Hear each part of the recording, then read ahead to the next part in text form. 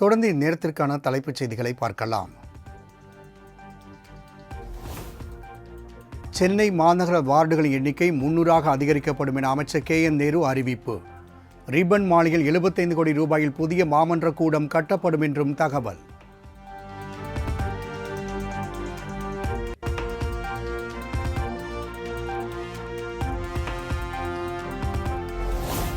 ₹800 கோடி செலவில் கூட்டு குடிநீர் திட்டம் செயல்படுத்தப்படும் என அமைச்சர் KN நேரு அறிவிப்பு.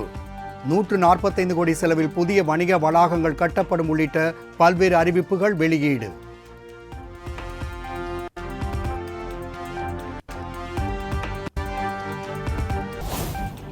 சென்னை மாநகராட்சியை அழகுபடுத்தும் விதமாக ஆரோக்கிய நடைபாதை திட்டம் விரிவாக்கம்.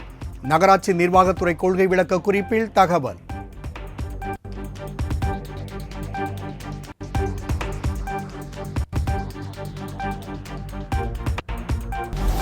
கள்ளக்குறிச்சி விசச்சாராய விவகாரத்தில் திமுக அரசு மெத்தன போக்குடன் செயல்பட்டு வருகிறது. CBI விசாரணை தேவை என்றும் சட்டப்பேரவை வளாகத்தில் எதிர்க்கட்சித் தலைவர் எடப்பாடி பழனிசாமி வலியுறுத்தல்.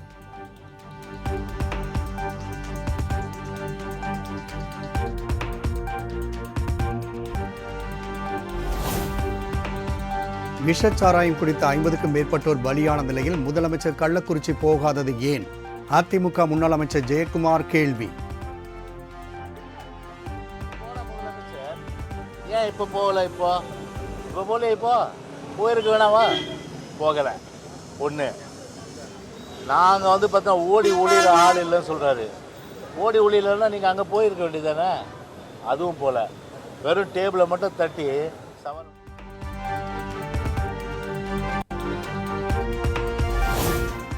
கள்ளச்சாராய விவகாரத்தில் ராமதாசும் அன்புமணியும் அவதூறுகளை பரப்பி வருவதாக திமுக MLAக்கள் வசந்தம் கார்த்திகேயன், உதயசூரியன் குற்றச்சாட்டு.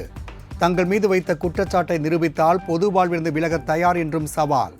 விளைவாக வயிறு எரிச்சல் தாங்க முடியாம சாவு வீட்டில் போய் அவங்கள விசாரிக்கணும். இல்லை நீ டாக்டரா இருக்கிறீங்க, அதுக்கு என்ன மருத்துவம் செய்யலாம் அப்படிங்கிறத விட்டுட்டு அங்கே போய் அரசியல் ஆதாயம், எளிமையான அரசியல் ஆதாயம் தருது என்ன நியாயம்?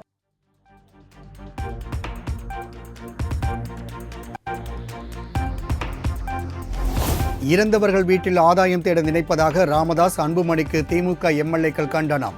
தங்கள் மீது அவதூறு பரப்பியதற்காக மான நஷ்ட வழக்கு தொடர உள்ளதாகவும் பேட்டி.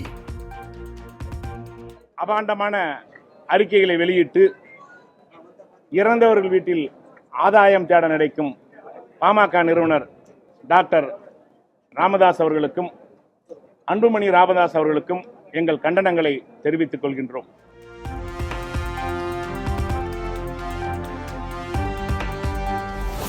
கள்ளக்குறிச்சி விசச்சாராயம் தொடர்பாக மாதேஷிடம் 2வது நாளாக தொடர் விசாரணை. தின்னர் என்ற போலி பில் மூலமாக 1000 லிட்டர் மெத்தனாலை வாங்கி விற்பனை செய்ததாக அதிர்ச்சி தகவல்.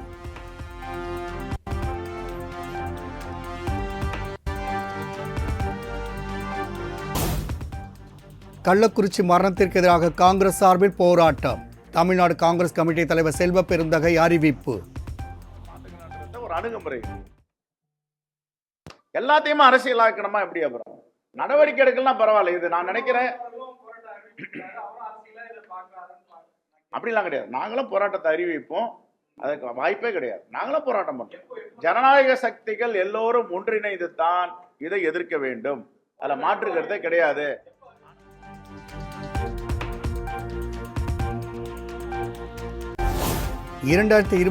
ஆண்டு முதல் 5812 கோடி மதிப்பிலான கோவில் நிலங்கள், குளங்கள், கட்டடங்கள் மீட்பு. கோவில்கள் பாதுகாப்பு தொடர்பான வழக்கில் இந்து சமய அறநிலைத்துறை சென்னை உயர்நீதிமன்றத்தில் அறிக்கை தாக்கல்.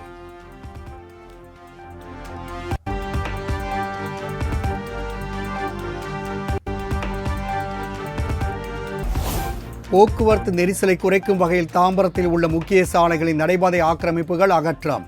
கடைகளில் இருந்த பொருட்களை எடுக்க விடாமல் நொறுக்கியதால் வியாபாரிகள் கண்ணீர் விட்டு கதறல்.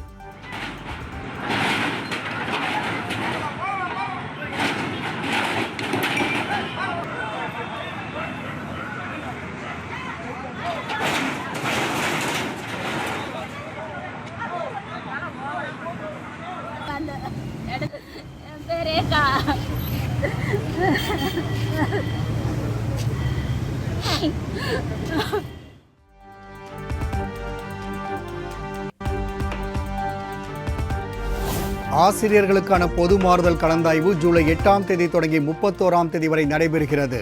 தமிழ்நாடு பள்ளிக்கல்வி இயக்குனர் அறிவிப்பு.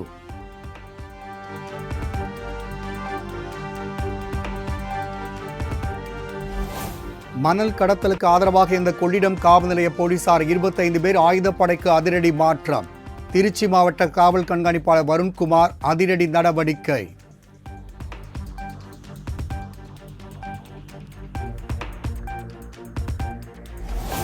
விடுமுறை தினத்தை முன்னிட்டு அகஸ்தியர் அருவிக்கு படையெடுத்த சுற்றுலா பயணிகள்.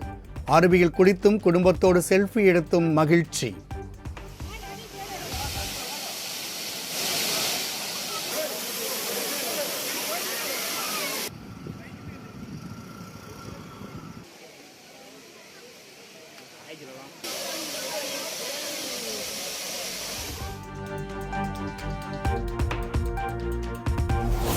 பாரம்பரிய நெல் விதைகளை மீட்கும் முயற்சிகளை பொதுமக்கள் வெளி உலகத்திற்கு கொண்டு செல்ல வேண்டும்.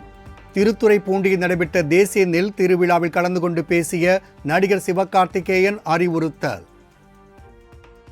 இதை வெளி உலகத்துக்கு கொண்டு போய் சேர்க்கிறது உங்களுடைய கடமை. நீங்களும் இந்த ஊர் தான், நீங்கள்லாம் வந்தது எனக்கு ரொம்ப ரொம்ப மகிழ்ச்சி. இதை நீங்கள் இந்த நெல் திருவிழாவை எவ்வளோ பெருசாக கொண்டு போய் மக்கள்கிட்ட சேர்க்க முடியுமோ சேர்க்கணும்னு என்னுடைய வேண்டுகோளாக வச்சுக்கிறேன். நன்றி.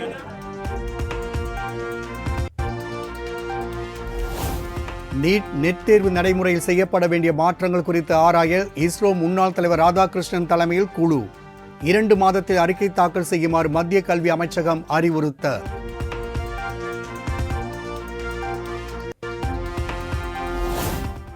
இரண்டாயிரத்தி 24-25ஆம் ஆண்டு மத்திய பட்ஜெட்டில் தமிழகத்திற்கான மெட்ரோ ரயில் திட்டத்திற்கு போதிய நிதியை ஒதுக்குக. டெல்லி ஜிஎஸ்டி கவுன்சில் கூட்டத்தில் தமிழ்நாடு நிதியமைச்சர் தங்கம் தென்னரசு வலியுறுத்தல்.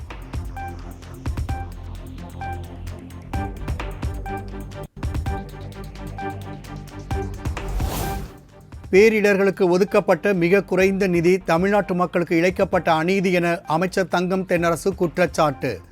பேரிடர் சீரமைப்பு பணிகளை மேற்கொள்ள 3000 கோடி ஒதுக்கீடு செய்ய வேண்டும் என்றும் வலியுறுத்தல்.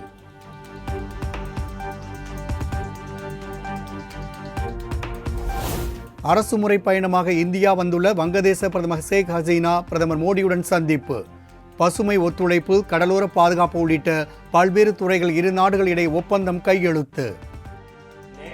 We have the MOU on maritime cooperation and blue economy.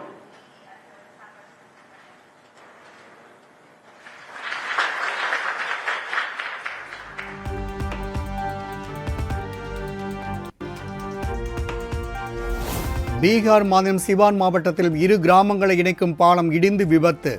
பதைபதைப்பூட்டும் video காட்சிகள் வெளியீடு. ये करीब 40-45 साल का पुल है। जिस टाइम बना था हम लोग आपस में चंदा करके 5-5:30 बजे के अंदर सुबह में जी सुबह में कोई हताहत भी हुआ है, वो घटना नहीं, कोई हताहत नहीं हुआ है। भगवान का कुछ में है कि कोई बचा मरा नहीं है इसमें। अच्छा, कैसे पुल गिर गया? कितना दिन पहले का पुल है ये करीब 40-45 साल का। நீலகிரி, கோவை மாவட்டங்களில் 2 நாள்களுக்கு மிக கனமழைக்கான ஆரஞ்சு அலர்ட் எச்சரிக்கை விடுப்பு. திண்டுக்கல், தேனி, தென்காசி, கன்னியாகுமரி உள்ளிட்ட 6 மாவட்டங்களில் கனமழை பெய்யக்கூடும் என்றும் சென்னை வானிலை ஆய்வு மையம் தகவல்.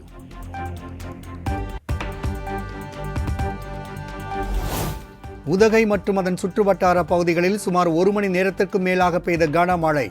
சாலைகளில் பெருக்கெடுத்த மழை நீரால் வாகன ஓட்டிகள் பாதிப்பு.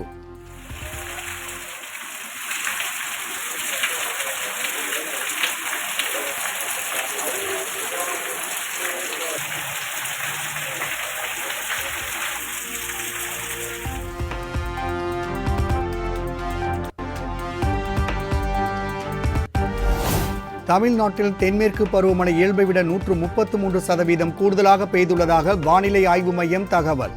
தமிழ்நாடு மற்றும் புதுச்சேரியில் ஜூன் 1 முதல் 22ஆம் தேதி வரை 9 சென்டிமீட்டர் மழை பதிவு.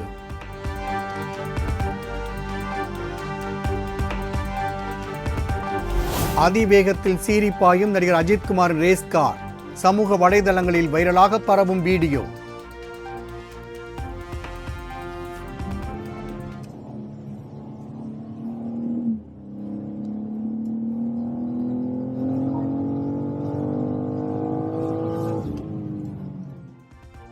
வணக்கம்.